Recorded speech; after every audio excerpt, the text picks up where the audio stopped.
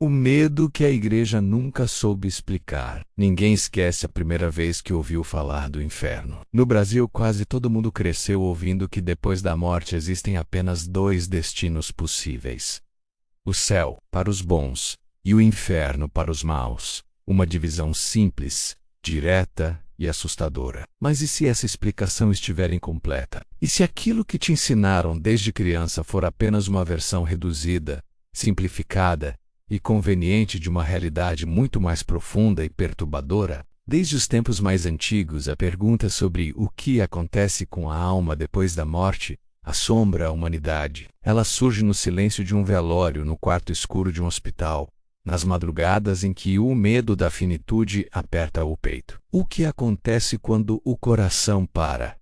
Para onde vai a consciência? Existe mesmo fogo eterno? Ou algo ainda mais misterioso nos aguarda do outro lado? A imagem popular do inferno, cheia de chamas, demônios e gritos, não nasceu diretamente da Bíblia. Ela foi moldada por séculos de arte medieval, sermões carregados de medo e uma necessidade clara de controle espiritual. Mas quando abrimos as Escrituras com atenção no hebraico original, no grego antigo, percebemos algo inquietante. A Bíblia fala de vários lugares diferentes para os mortos, não apenas de um. Fala de regiões, prisões, abismos, estados temporários e destinos finais. Fala de um mundo espiritual com camadas, funções e julgamentos distintos. E aqui está o ponto que quase nunca é explicado nos púlpitos brasileiros. A palavra inferno que aparece na sua Bíblia muitas vezes não é uma palavra original, mas uma tradução genérica que esconde conceitos completamente diferentes. Sheol,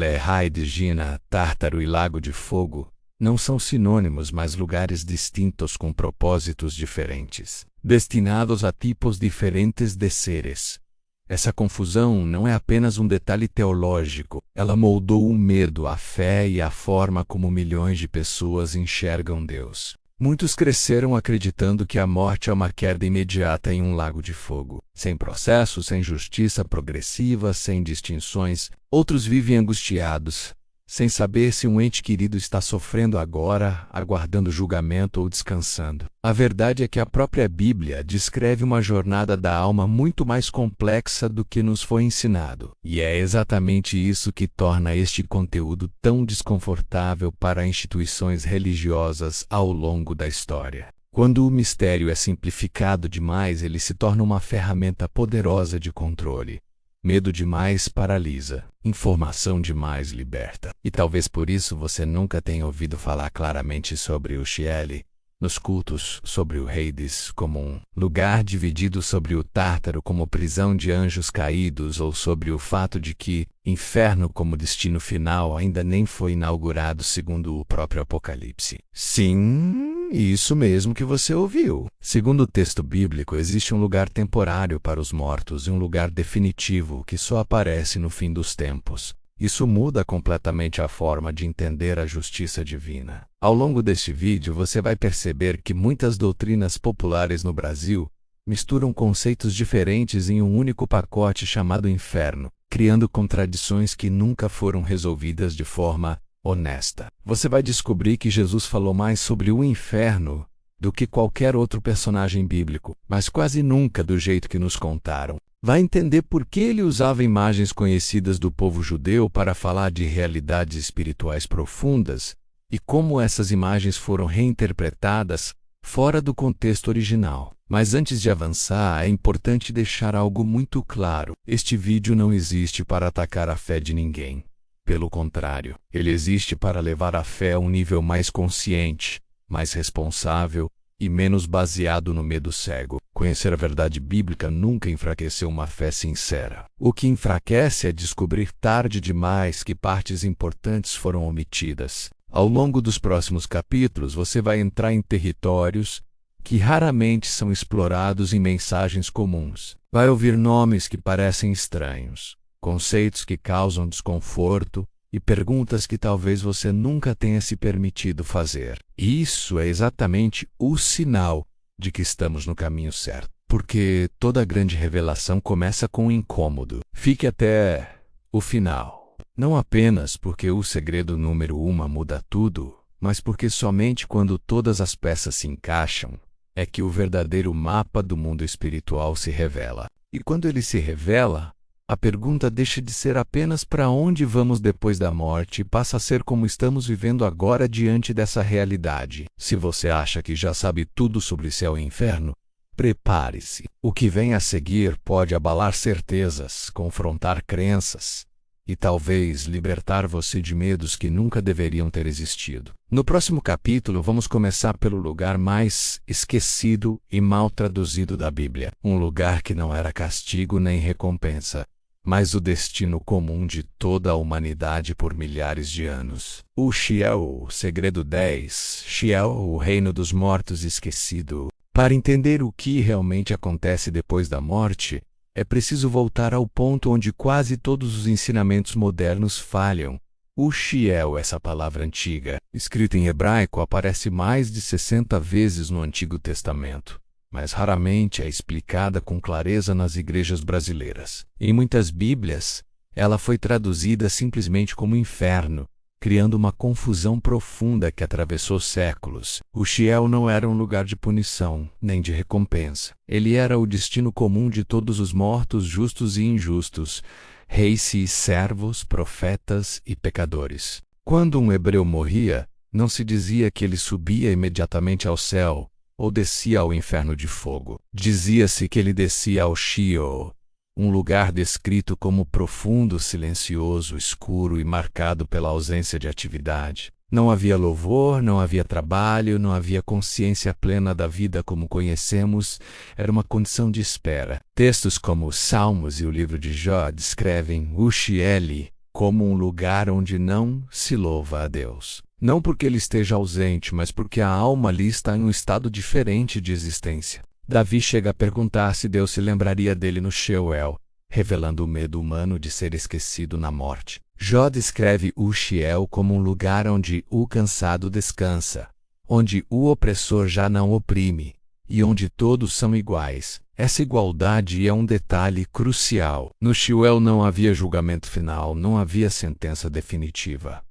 Era como uma grande sala de espera espiritual. Essa ideia desmonta completamente a noção popular de que, no Antigo Testamento, as pessoas já iam diretamente para o céu ou para o inferno. Essa doutrina simplesmente não existe nos textos hebraicos. O conceito de recompensa imediata após a morte só começa a surgir mais claramente séculos depois, influenciado por outras culturas e revelações progressivas. No contexto israelita antigo, a esperança não estava em escapar do Sheol, mas em ser resgatado dele. Por isso tantos textos falam de Deus como aquele que livra da morte, que resgata da cova, que não abandona a alma no Sheol. Essas frases, lidas hoje de forma superficial, perdem completamente o impacto original. O Sheol não era um lugar governado por demônios, nem um inferno ardente. Era um domínio da morte, um estado de existência onde a vida, como era conhecida na Terra, cessava. E aqui surge uma pergunta perturbadora. Se o Sheol era o destino de todos, inclusive dos justos, para onde foram Abraão, Moisés, Davi e os profetas após morrerem? A resposta não está no céu, pelo menos não imediatamente. Isso explica por que no Antigo Testamento quase não há descrições claras do céu como destino pós-morte. A promessa de Deus estava ligada à terra, à descendência, à restauração futura. A revelação sobre o que acontece depois da morte ainda estava incompleta. E essa incompletude não era um erro, mas parte de um processo. O problema é que, ao traduzir Sheol como inferno, criou-se a ideia de que Deus condenava seus próprios servos fiéis a um lugar de tormento, algo que jamais fez parte da teologia hebraica. Essa tradução equivocada gerou medo, onde não deveria haver, e obscureceu a esperança real que estava sendo construída ao longo das Escrituras. Quando entendemos o Sheol corretamente, percebemos que a morte, na visão bíblica antiga, não era o fim da história, mas uma pausa, uma espera silenciosa por algo maior que ainda viria. E é exatamente aqui que o Novo Testamento começa a mudar tudo. Porque quando o mundo judaico entra em contato com a cultura grega, uma nova palavra surge para traduzir o Sheol. Uma palavra que carrega nuances diferentes e que, aos poucos, começa a dividir aquilo que antes era um único destino. Essa palavra é Hades, e no próximo capítulo você vai descobrir que o Sheol não permaneceu inteiro para sempre. Ele foi dividido, separado, e essa divisão mudou completamente o destino das almas. Segredo 9. Hades, o lugar onde as almas foram separadas. Quando o mundo hebraico entrou em contato com a cultura grega, especialmente após o domínio helenístico, uma mudança silenciosa começou a acontecer na forma como a vida após a morte era compreendida. O Sheol, que até então era o único destino comum para todos os mortos, passou a ser traduzido pela palavra grega Hades. Mas essa tradução não foi apenas linguística. Ela trouxe consigo conceitos novos de visões e uma compreensão mais detalhada do mundo espiritual. Diferente do Sheol antigo, o Hades não permaneceu como um lugar único e indistinto. Ele passou a ser entendido como um domínio dividido, com destinos diferentes para tipos diferentes de almas. E essa divisão é confirmada de forma clara e perturbadora pelo próprio Jesus. Na parábola do rico e Lázaro contada no Evangelho de Lucas, Jesus não fala de um símbolo vago ou de uma alegoria sem base espiritual. Ele descreve dois homens que morrem e vão para destinos completamente distintos dentro do mesmo domínio dos mortos. Lázaro, o pobre desprezado, é levado para o seio de Abraão, um lugar de conforto, descanso e acolhimento. O rico, por outro lado, acorda em tormento, consciente, sofrendo, e separado por um grande abismo que ninguém pode atravessar.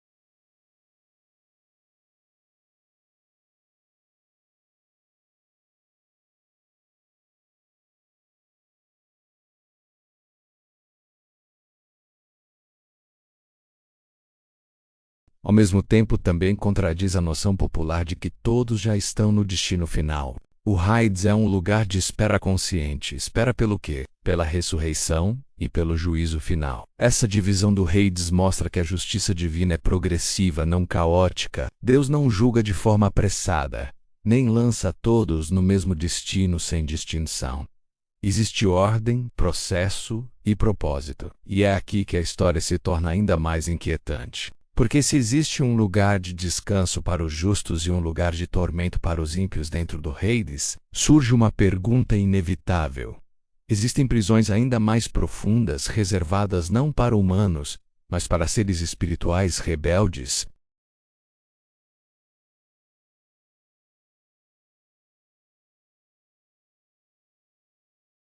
Um lugar tão extremo que não foi feito para homens. Um lugar onde nem mesmo os demônios comuns transitam livremente.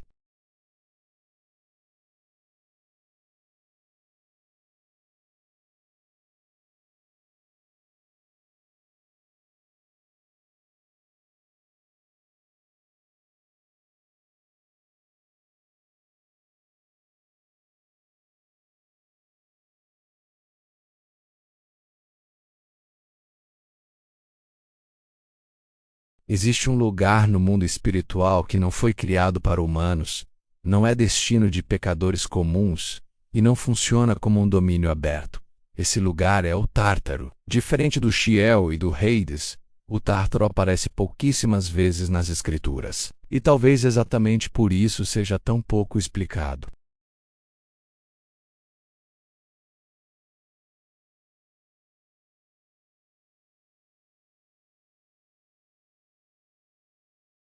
Judas confirma essa ideia ao dizer que certos anjos abandonaram sua morada original e agora estão presos em cadeias eternas, aguardando o grande dia do julgamento. Esses textos revelam algo chocante: nem todos os anjos caídos estão livres.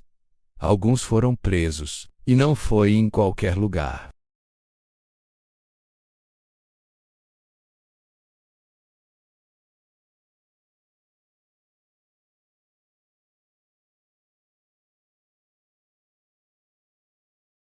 Esses anjos são frequentemente associados aos vigilantes mencionados em Gênesis, seres que transgrediram limites estabelecidos por Deus nos dias de Noé. O pecado deles não foi apenas desobediência, mas uma corrupção profunda da ordem criada, algo tão grave que exigiu um confinamento imediato e extremo. Isso muda completamente a visão popular sobre o mal espiritual. Nem todo demônio que aparece nas narrativas bíblicas vem do mesmo lugar ou possui o mesmo status.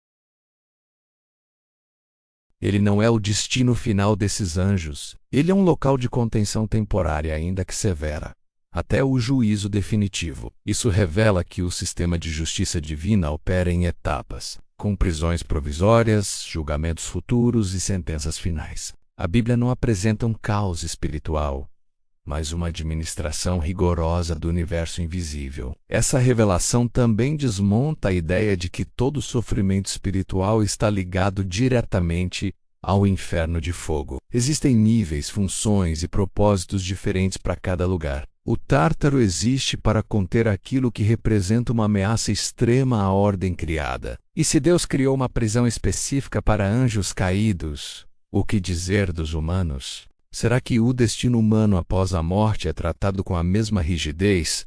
Ou existe algo diferente reservado para a humanidade? A resposta começa a surgir quando voltamos às palavras mais duras e diretas de Jesus.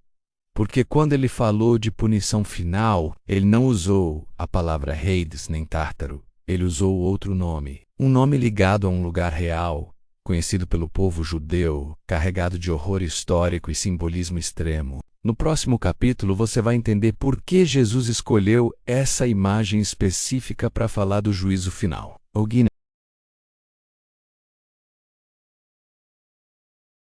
Quando Jesus falou sobre punição eterna, ele não usou conceitos abstratos, nem linguagem filosófica distante da realidade do povo.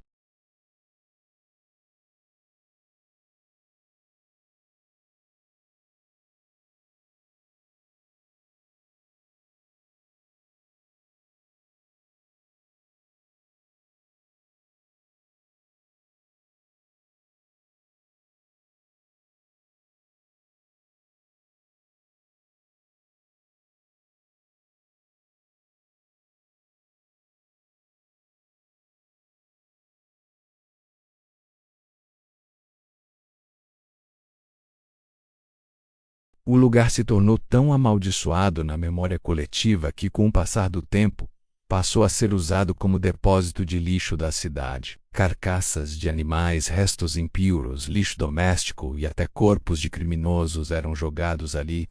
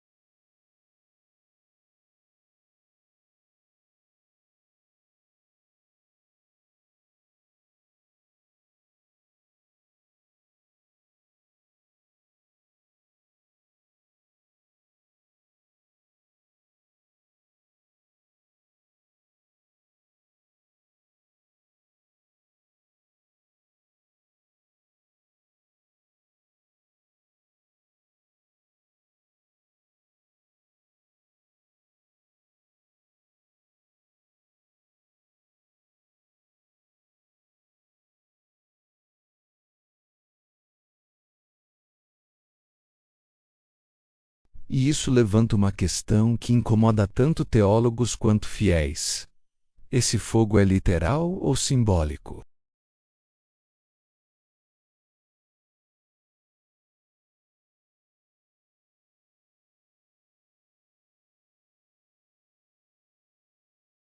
Nada sobre Bíblia. Essa imagem abre espaço para uma interpretação inquietante que vai contra o que muitos ouviram a vida inteira.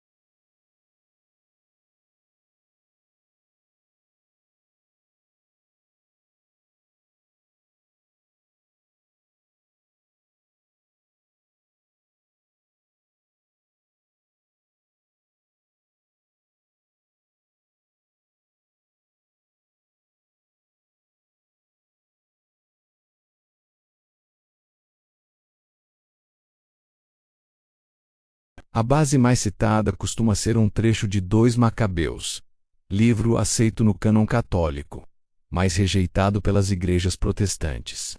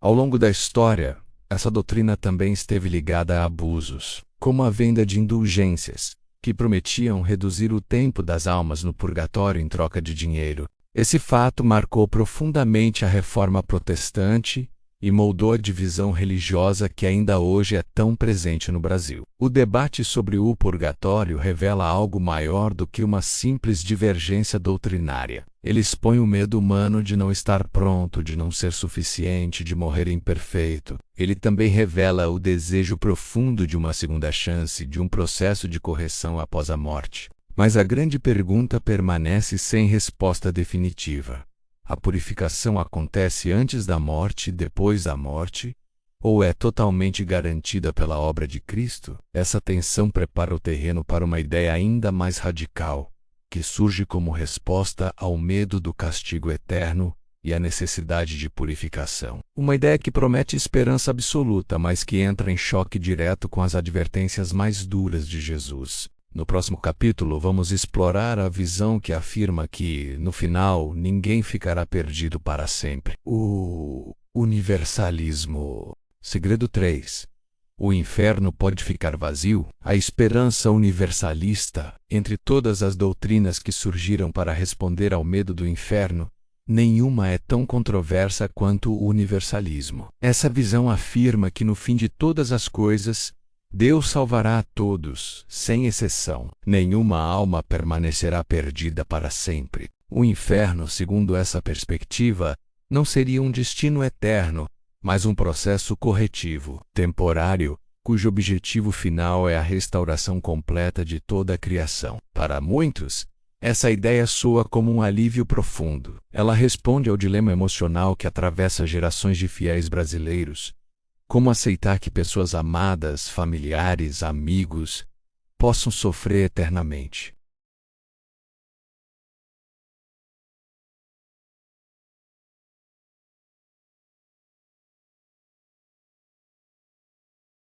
Os universalistas apontam para textos bíblicos que dizem que Deus deseja que todos sejam salvos, que Cristo morreu por todos, e que no fim, Deus será tudo em todos. Eles interpretam as passagens sobre fogo e juízo como disciplina corretiva, não como condenação eterna. O inferno, nessa visão, seria semelhante a um tratamento amargo, doloroso, mas necessário para curar a alma. No entanto, essa esperança encontra um obstáculo difícil de ignorar: as próprias palavras de Jesus.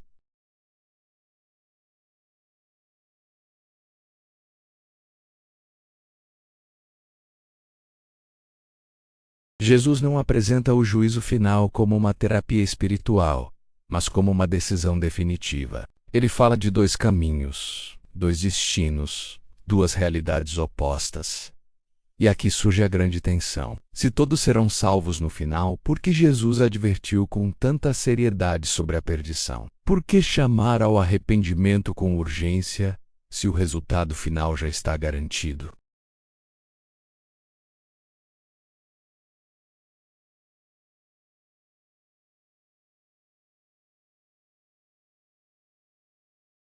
Além disso, o Apocalipse descreve claramente um grupo cujos nomes não estão no livro da vida e que são lançados no lago de fogo.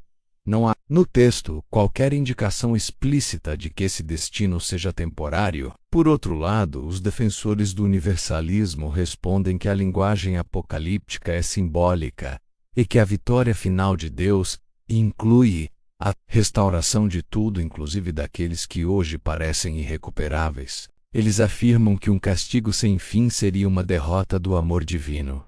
Esse embate revela algo profundo sobre a alma humana. O universalismo nasce do desejo de esperança total, de um final onde ninguém fica para trás.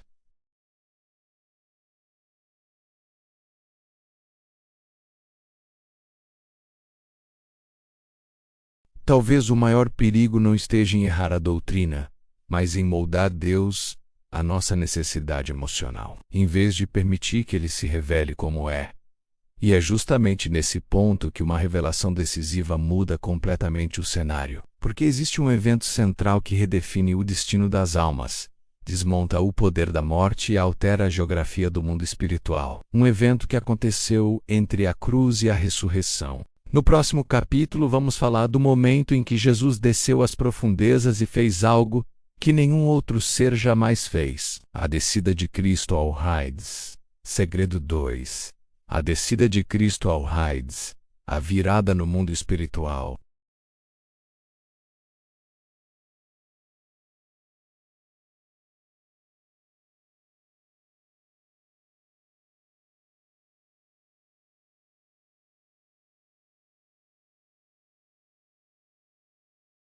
Textos como a primeira carta de Pedro afirmam que Cristo foi e pregou aos espíritos em prisão.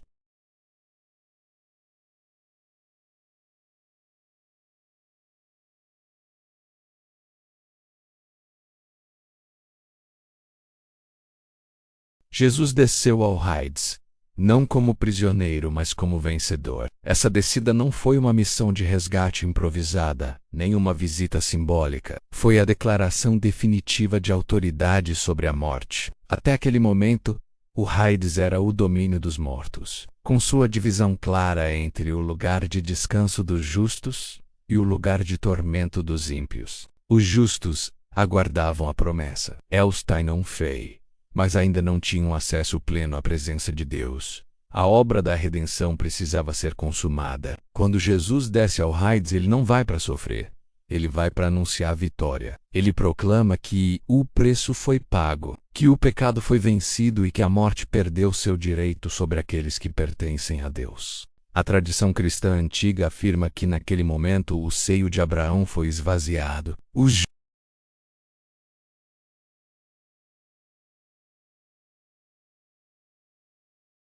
Isso explica por que, após a ressurreição, o Novo Testamento passa a falar da morte dos justos como estar com Cristo, algo que não era dito com clareza antes. A descida de Jesus ao Hades marca uma mudança estrutural na geografia espiritual. O lugar de descanso temporário deixa de ser necessário.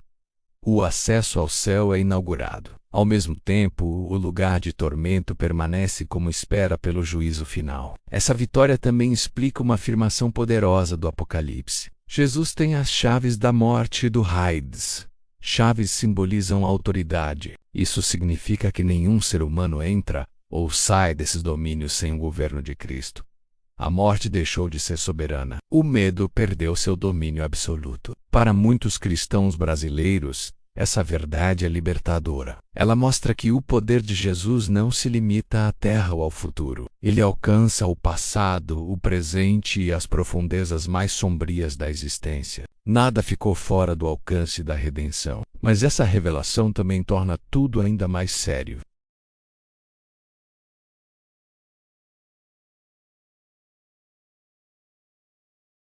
Ela é uma passagem para um sistema de justiça que foi revelado, estruturado e governado. E isso nos leva ao segredo final. Porque depois de entender o Sheol, o Hades, o Tártaro, a Gina, o Lago de Fogo e a descida de Cristo, algo se torna inevitável. A percepção de que o mundo espiritual não é simples nem binário. Ele é um mapa complexo, intencional e cuidadosamente descrito nas Escrituras. No próximo capítulo, vamos juntar todas as peças. O segredo número 1. O mapa oculto da geografia espiritual. Segredo 1. O mapa oculto da geografia espiritual. Depois de atravessar cada um desses lugares mencionados na Bíblia, algo se torna impossível de ignorar. A ideia simples de que existem apenas dois destinos imediatos após a morte, céu ou inferno, não resiste a uma leitura honesta e profunda das Escrituras. O que a Bíblia realmente apresenta é uma geografia espiritual complexa, organizada e progressiva. Sheol, Hades, seio de Abraão, lugar de tormento, Tártaro, Gina, paraíso e lago de fogo não são nomes diferentes para a mesma coisa, mas partes de um sistema maior, com funções específicas e tempos definidos. O segredo número 1 é justamente esse. A Igreja ao longo da história simplificou esse mapa. Em muitos casos não por maldade explícita, mas por necessidade de comunicação, controle doutrinário e medo do questionamento. Transformar tudo em céu e inferno era mais fácil, mais direto e mais eficaz para manter comportamentos, mas a consequência dessa simplificação foi um rastro de confusão, medo excessivo e fé baseada mais no terror do que na compreensão. Quando entendemos esse mapa completo, percebemos que Deus não age de forma arbitrária. Existe processo, justiça gradual, distinção entre tipos de seres, entre estados temporários e destinos finais. Nada é improvisado, nada é caótico. O mundo espiritual, segundo a Bíblia, funciona como um tribunal cósmico, com prisões provisórias, locais de espera, sentenças futuras e o encerramento definitivo da rebelião. Esse entendimento também desmonta muitos discursos populares no Brasil que afirmam com absoluta certeza onde cada pessoa está logo após morrer. A Bíblia é mais cautelosa. Ela revela o suficiente para gerar responsabilidade, não para satisfazer curiosidade mórbida. O segredo oculto não é apenas a existência desses lugares, mas o fato de que a história da redenção é progressiva. Deus revelou verdades ao longo do tempo, conforme a humanidade era capaz de compreender. O erro foi congelar a revelação em versões simplificadas e tratá-las como absolutas. Quando o mapa completo vem à tona, a fé deixa de ser infantilizada e se torna consciente. O medo irracional perde força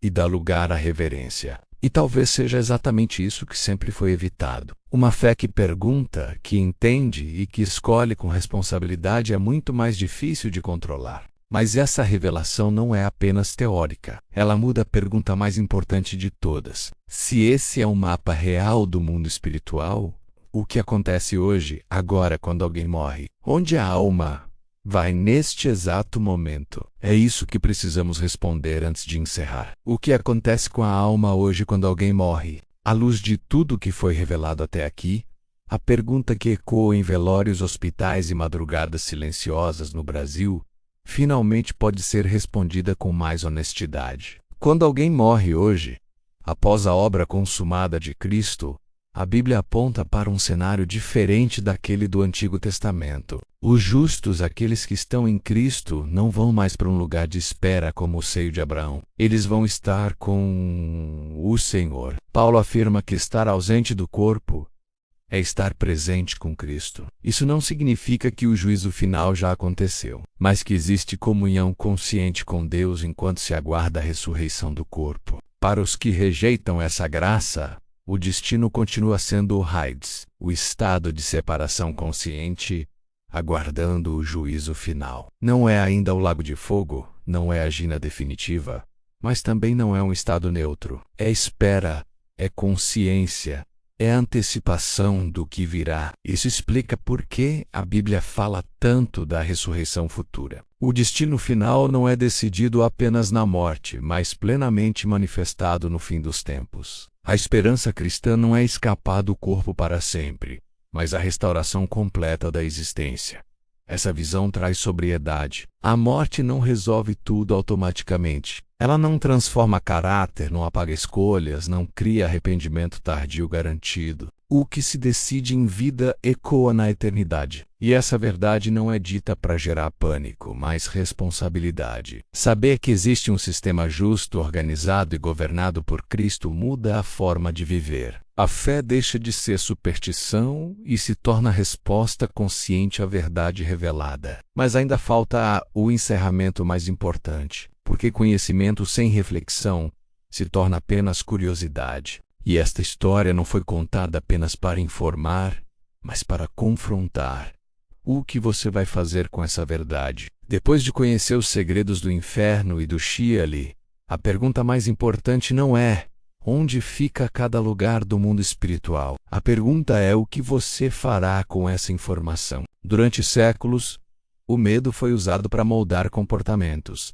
Mas a Bíblia nunca teve a intenção de produzir pavor cego. Ela sempre apontou para a escolha consciente. Vida e morte foram colocadas diante do ser humano. Entendimento gera responsabilidade. Ignorar o mapa não elimina o caminho. Conhecer essas verdades não exige que você tenha todas as respostas, mas exige honestidade consigo mesmo. A morte não é um mito distante. Ela é certa. O que vem depois não é uma lenda medieval, mas uma realidade descrita com seriedade nas Escrituras. A grande ironia é que o maior erro não foi falar demais sobre o inferno, mas falar de forma errada. Simplificar demais criou monstros imaginários e escondeu a justiça real. Agora que o mapa foi revelado, a fé pode deixar de ser medo e se tornar decisão. Se esse conteúdo mexeu com você, se alguma dessas verdades confrontou algo que você sempre acreditou, isso não é acidente. Toda revelação começa com desconforto. Qual desses segredos mais te chocou? O Sheol esquecido, o Tártaro como prisão de anjos, a descida de Cristo ao Hades? Escreva nos comentários. Compartilhe este vídeo com alguém que sempre teve medo do que acontece depois da morte. Inscreva-se no canal para continuar explorando os mistérios mais profundos e pouco explicados da Bíblia. Porque conhecer a verdade não afasta de Deus. Pelo contrário, ela lhe